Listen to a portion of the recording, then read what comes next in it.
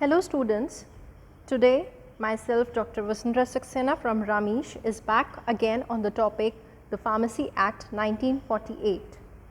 We have already discussed the part 1 of this topic, and as said before we will be covering this topic in 3 portions, that is part 1, part 2 and part 3. Part 1 we have already covered the objective, definition, composition, functions and offences and penalties on the whole.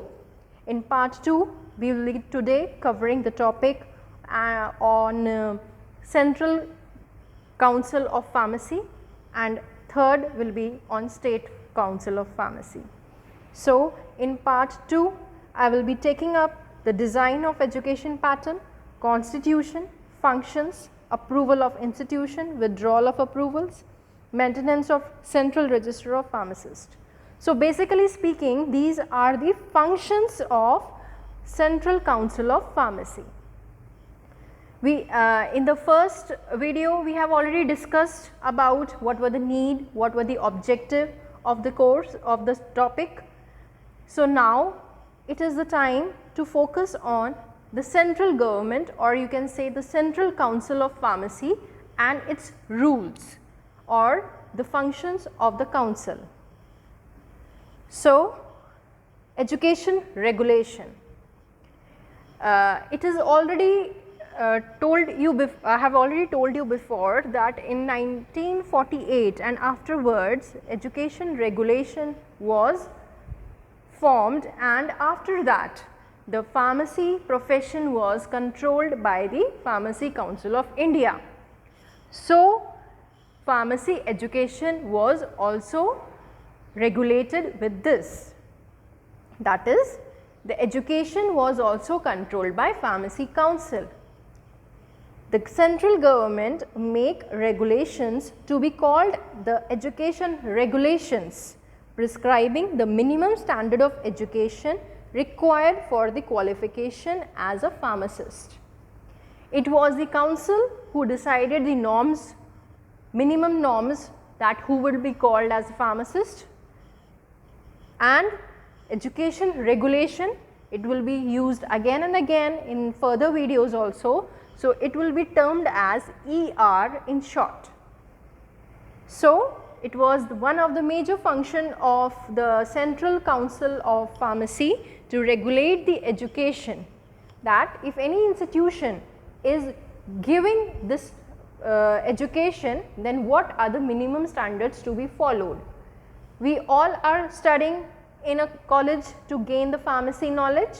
We are all doing the bachelor's of pharmacy, degree in diploma in pharmacy, or you can say the master in pharmacy.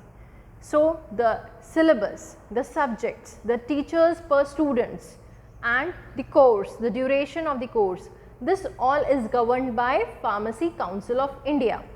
So, whenever you got to have admission in pharmacy profession, education, then it must be seen that the college is approved by PCI or not.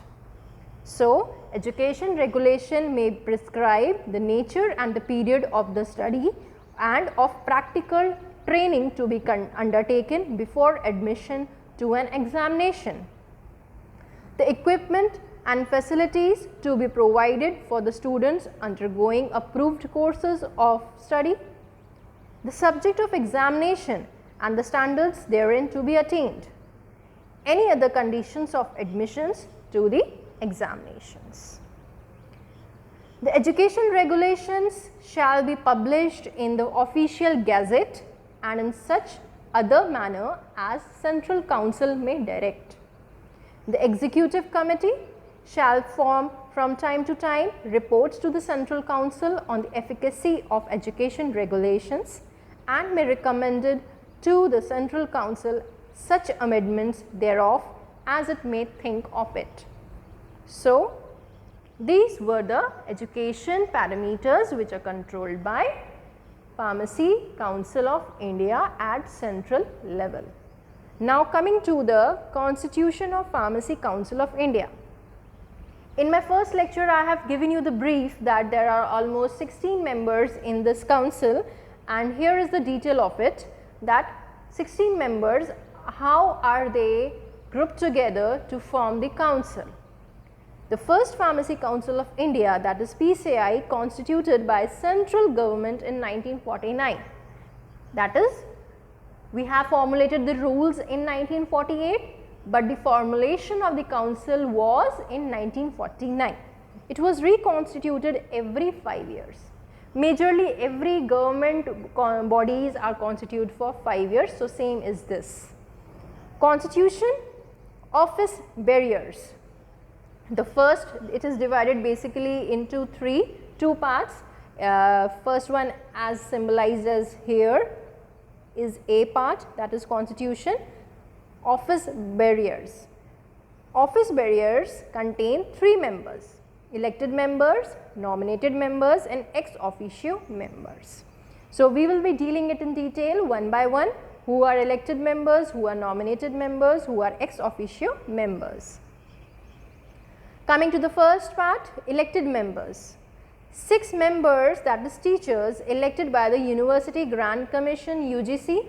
There is at least one teacher of each of the pharmacy, pharmaceutical chemistry, pharmacognosy and pharmacology. That is basically the core branches of your pharmacy. We have each teacher from this subject. One member elected by Medical Council of India, that is MCI, that controls the medical colleges and all, that is MCI. One member is elected from that group. One member elected by State Council, who shall be registered pharmacist, and one will be the registered pharmacist. So, in all we have 8 members, 6 teachers, 1 members from MCI and 1 members from the State Pharmacy Council, or you can say the registered pharmacist. Now, coming to the second is nominated members. Those were the elected members जो elect करती थी government, and now it comes to the nominated members. Here the part A, 6 members nominated by central government, of whom at least 4 shall be the person possessing a degree or diploma in pharmacy and practicing pharmacy or pharmaceutical chemistry. So, 6 members are nominated by central government, a representative of the UGC and a representative of AICTE, that is All India Council for Technical Education. So, 6 and 1, 7. 1 member nominated by each state government, who shall be a registered pharmacist. Again 1 registered pharmacist. Same way there were 3 parts. In this we have already seen the 6 teachers, that is subject teachers, 1 from MCI and 1 from pharmacist at state level. And second part nominated, again we have 6, 1 and 1. So, 8 and 8, 16. So, 6 members from who are having the degree or diploma of pharmacy, 1 from UGC and 1 from AICTE. So, 2, that is 8, and 1 members nominated by the central government as a pharmacist. So, over here it is 9 members. So, 8 and 9, that is 17. Now, coming to ex officio, that is the Director General of Health Services, the Director General of Central Drug Laboratory and the Drug Controller of India. These are ex officio members, those are invited at the times of certain decisions. So, 3, 9 and 8. So, almost 20 members are there in the office bureau. Now, coming to the executive committee, it consists of 1 president, 1 vice president, and who shall be the president and vice president? They will be from central council, shall be elected by the members of the council from themselves. 5 members elected by central council from its members, a registrar act as secretary, other officers and servants.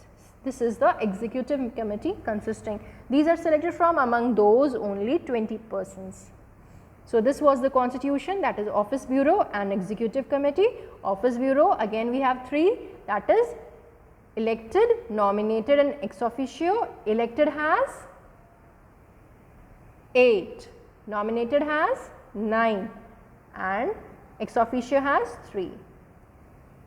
So, this was the composition in detail for Central Pharmacy Council.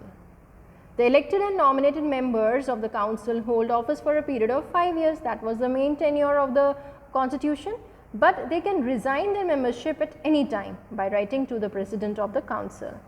All members are eligible for re-election or re-nomination. That is, if you have been an officer in Central Council Pharmacy, then you can again be re-nominated, like our PM re-nominated, and again he is a Prime Minister. Our constitution, our Prime Minister is of the tenure of 5 years only, but when it is reconstituted, he is eligible for the re-elections.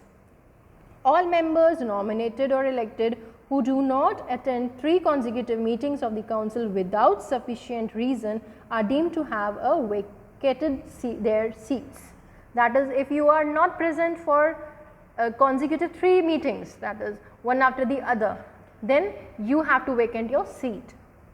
So, you have to self resign or you have to self vacate the seat. Now, coming to the function of Central Pharmacy Council, it is the education pattern, design of education pattern as already discussed before, to frame an educational structure for the would-be pharmacist and to keep it updated to the changing needs with the passage of time. As we all know, our requirements or needs change from time to time. ऐसा नहीं है कि 1948 में जो rules बन गए हैं या जो guidelines बन गए हैं, we have to still follow it in 2048.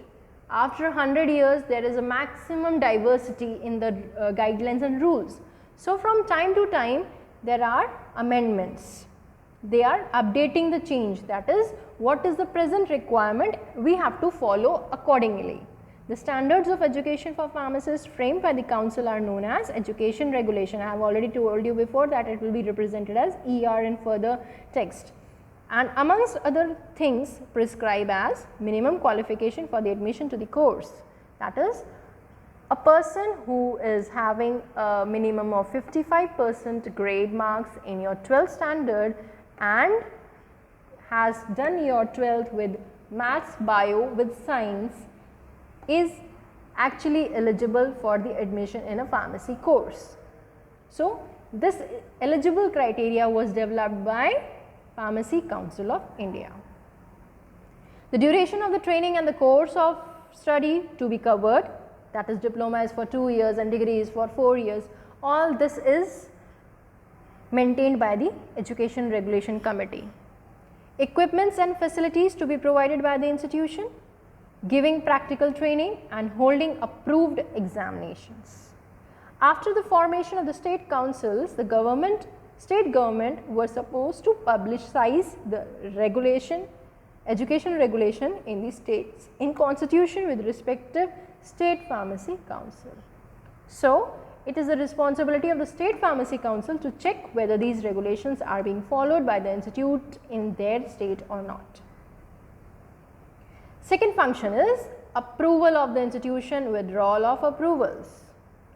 First is education regulation, second is approval of institution or withdrawal of approvals. That is, any institution has to take approval of PCI, that is fulfilling the minimum norms for the education, then only the institution gets the authority to start the course.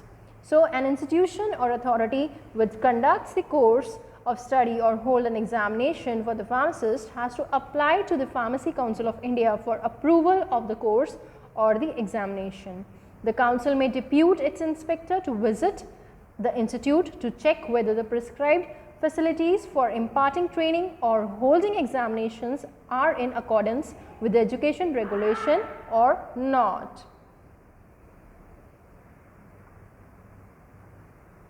It may also require inspectors to attend any examination to judge its standards without interfering with its conduct. The inspectors then report to the council. If on the report of the inspector the council is satisfied, then it gives approval to it, and then the said course or examination shall be deemed to be approved for qualifying for registration as pharmacist under the Act. If any approved course of study or examination does not continue to be in conformity with the education regulation, then the council withdraw the approval. So, these are the parameters on which the institution may get approval of withdrawals. Third function is the maintenance of central register of pharmacists. Under the provision of Pharmacy Amendment Act 1976, the Pharmacy Council of India is required to maintain a register containing names of all the persons registered as pharmacists in different states. This register has to be maintained by the registrar of the council and has to be revised suitably from time to time and published in the Gazette of India. As it is a government document, so it is published in the Gazette of India. The State Pharmacy Council are required to supply the Pharmacy Council of India 5 copies of the registers as soon as possible after 1st April each year and inform it about any amendments made in the register from time to time. So, it is the 1st April till 31st of March we can get our license renewed. So, it is important for all of you to remember that after registration it is till 31st of March that we have a grace period of 3 months, that is January, February and March. Our license expires in December, but we have a grace period of 3 months, and till 31st of March of any year your license should be approved to have your name in that register. So, now comes the fourth point. First was education regulation, third was maintenance of registers, and second was approval withdrawal of name of colleges, and now fourth point is recognition of foreign qualification. That is, if any person is having or taking his education in foreign countries and has decided to serve the India back, then it is the council which checks the possibility of the course that it has to be conducted or not. The council may recognize any qualification granted by an authority outside India which affords guarantee of requisite skills and knowledge to be sufficient qualification for registration as a pharmacist under the Act. Normally, only citizens of India possessing such qualification shall be eligible for registration, but citizens of other countries holding qualifications granted there shall be registered in this country when an Indian national holding the same qualification is by law allowed to enter and practice the profession of pharmacy in that country. So, thank you students. This was all about in our second lecture, and we will be soon coming up with a third lecture to complete this topic. Thank you.